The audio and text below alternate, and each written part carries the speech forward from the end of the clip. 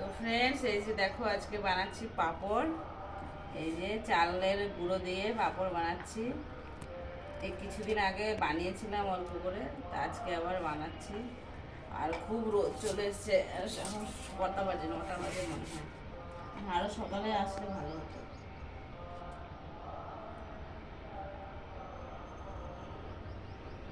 রোদে বসা যাবে না বাবা বেশিক্ষণ। ছাতা নিয়ে আসলে ভালো হতো বল। ছাতা ধরবে কে তাহলে? রোহন তাড়াতাড়ি দিয়ে পালিয়ে যাবে। আরো ইট দিতে হবে, হাওয়ায় উড়ে যাচ্ছে।